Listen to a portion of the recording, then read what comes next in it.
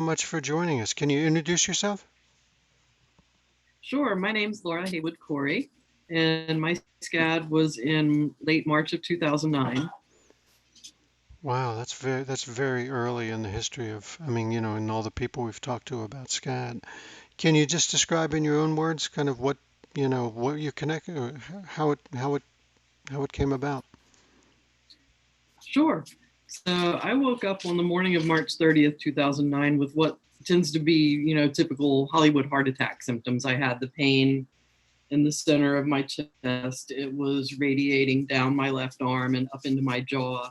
I felt like I was going to throw up. I was overheating.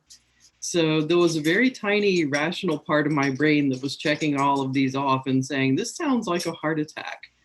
While then the rest of me was like, I'm 40 years old. I'm training for a triathlon. This cannot be a heart attack. Mhm. So my husband and I did the thing you're not supposed to do. He drove me to the ER. Do not do that. Call 911. Do not drive yourself. But we drove ourselves. As soon as I said chest pain, they took me back immediately. They did everything right. They gave me an EKG, they gave me nitroglycerin and aspirin, they drew blood, they did a chest x ray. All of that was coming out normal. And they were talking about esophageal spasms or a panic attack or any number of things other than my heart. They said, you're too young, you're too fit, you're too female. It's not your heart. But then they said, but you're describing such classic heart attack symptoms that we're going to keep you for overnight for observation just in case. And it wasn't until the second round of blood work that the elevated troponins showed up that are a marker for a heart attack. So the next day, they took me down to the cath lab and put in 6 stents. And initially, they told my husband and parents, oh, we're just going to be a quick 30 minutes, look around, see what's going on. We don't think it's going to be any big deal. So that stretched into 4.5 hours.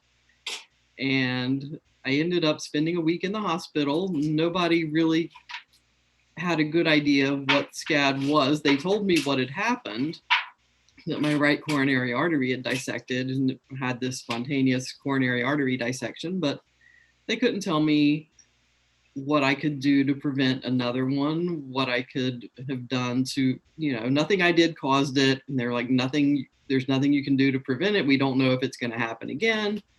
We've set you up with cardiac rehab, now just basically go home.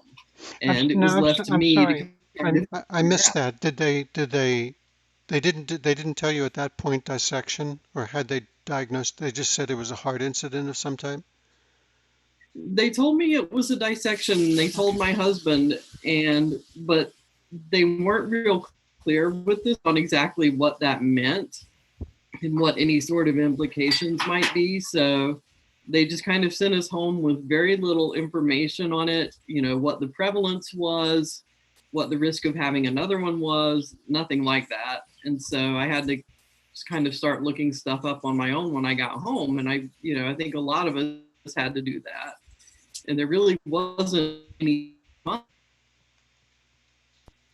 And I eventually found a group of female heart attack survivors on a message board called Inspire in 2009. And in that group of female heart attack survivors, there was a much smaller subset of us who'd had a SCAD. And so we all just started talking amongst ourselves and kind of supporting each other. Okay, right. Well, so had you ever heard yourself of a SCAD heart attack before this? Oh, I had no idea. I mean, not only was heart disease nowhere on my radar, I at least knew what heart disease was, but I had no idea what this was or that it was even something that happened to people. Hmm. Okay, So it was completely new. yeah. And did you, just for the benefit of folks who are watching who might have something like this, haven't experienced it before, what kind of words were the doctors, the healthcare professionals using that, you hear gastritis, you hear, um, what do you call it, panic attack, stuff like that. What kind of words did they use around you in there? just as they were kind of feeling around trying to figure out what was going on? They were talking about esophageal spasms when I was still in the emergency room. That was a big one. They were talking about that esophageal spasms a lot. They were talking about, I had just started medicine for hypothyroidism fairly recently at that point. So they were wondering if maybe my thyroid medication needed adjusting. And they didn't mention panic attacks to my face. I didn't realize that they were even considering that until I got a copy of my own medical record and started reading it. Okay. So they were kind of keeping that one just among themselves, that maybe Okay. Did they they had put it had? in the medical record. I'm sorry, you were breaking up for a second there. Did I? Um, Oh no, I was just saying, they didn't mention panic attacks to my okay. face. They Well, just put it in the report. Yeah. one question I had was, did they mention Takotsubo syndrome or the so-called broken heart syndrome? No, they never. I'd heard of that, but they never mentioned that to me, Yeah, that's another and one. I hadn't undergone. That's another one of those Yeah, I things hadn't that is. undergone any sort of. Yeah, I didn't have. Excuse me, I didn't have any emotional, big emotional upsets around the time. So maybe they didn't even consider it, but they didn't mention that to me at all. Okay, right. Right. Um, and they did determine it was SCAD the first time through.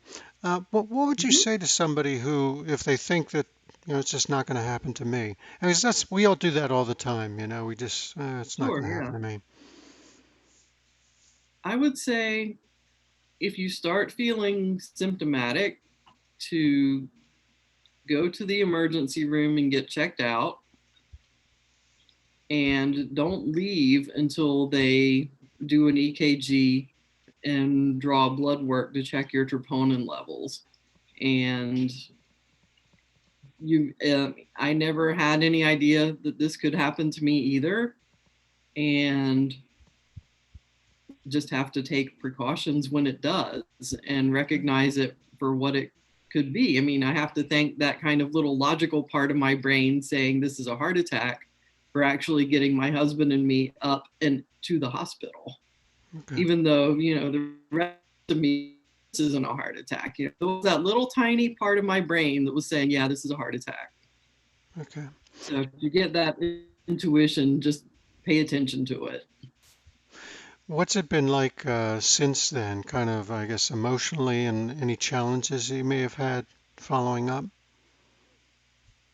Definitely challenges. For one thing, it sounds weird, but being treated with stents, there's no obvious physical change that goes on. I don't have a zipper scar or anything like that. So, one of the challenges for me right afterward was people saying, almost as soon as I got out of the hospital, oh, well, you're all better now, right? And just treating me as if nothing had really happened. And I ended up going to therapy for a couple of months, just kind of for targeted having someone to talk to. So that was something that I would suggest to people is take care of your mental and emotional health. And there's no stigma, or there should be no stigma, to seeking out mental health, because you may very well need it. I certainly did. And it helped just to have someone who was not emotionally involved in the situation. I could just go and talk with her about it. I could cry about it without upsetting family and friends who may have been tired of hearing me talk about it. So just get the emotional and mental support that you need and realize that there is nothing wrong with doing that. Hmm. And I did that, and it was very helpful for me. And my first SCAD anniversary was fairly emotional. It was kind of an emotional roller coaster, ups and downs, laughing one minute, crying the next.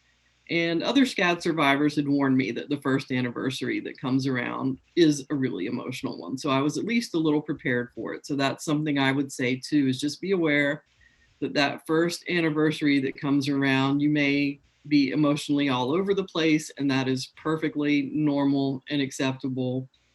Every year after that, when the anniversary comes around, it's a little bit less intense. And last year, for my big 10th anniversary, I got myself a commemorative tattoo that I drew and designed myself. So it's an anatomic heart with kind of some flowers intertwined with it. It's got my EKG line on it and the date of my heart attack of March 30th, Oh, interesting. 2009. Your own So EKG heart, or your own EKG on it? That's very cool. yeah, I didn't know you could do that. yeah. That's cool.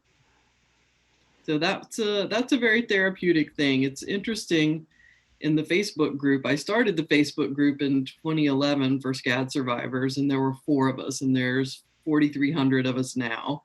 And every time the subject of a tattoo comes up, more and more people start saying, "Yes, I did this. Yes, it's commemorative, it's therapeutic." And there's a lot of us who have them. So I think I'd really love to investigate that more at some point, just kind of the therapeutic benefits of marking SCAD like that, because a lot of us have done it. So you were really one of the pioneers to get any kind of word around on social media for SCAD then. Mm-hmm. Yep. I Has in that, I mean, what would you estimate? So the most people, don't run into this until until it happens to them, and of course, and maybe it was just maybe I was reading things off of your site where I read this, but so many doctors had at that point in time, so early when you were having it, they'd say you'd never run into another person in the world that has this, right? So Yep. yeah, has that been? I mean, has this, do you think the social media work that you started, do you think it's been able to, I guess, just get more focus on this? 'Cause I certainly had never heard a bit about this, and now, it's just there's many more resources than there were in 2009 when this happened to you. Oh, certainly. I think it's definitely helped raise the profile. We've had people come into the Facebook group who've said things like, "The nurse at my doctor's office told me about this Facebook group." Wow, that's great. What's the Facebook group again? What's it called? It's called SCAD Survivors. Okay, right. Yeah, I think I visited the other day. You need to register first before you can see anything, right? Right. We're trying to make sure that it stays just for SCAD survivors. We've made an exception once or twice for a spouse, but almost always it's just the survivor itself, because we want it to be a safe space where we can have those kind of frank conversations that may sometimes alarm our family members or friends. Okay. Wow. That's an interesting approach. Yeah, because I was that was my next question is the spouses, family members of victims of SCAD. Um, but well, I appreciate you joining us. Thank you so much. Is there anything, you've been dealing with this for quite a long time. Is there some Mhm. questions? Is there anything you'd like to say that I forgot to ask you? Um, I would just really like to give huge thanks to Dr. Hayes, Mayo Clinic, and Bob Alico for starting the SCAD research, to Bob for starting the SCAD research, for starting to fund the work that Dr. Hayes and Mayo Clinic are doing. And she's really a rock star. And I just can't thank her enough for everything she's doing for us. All right. Okay.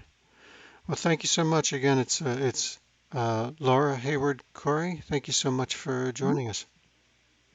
Thanks for having me. And remember out there, you're not alone. We're here for you.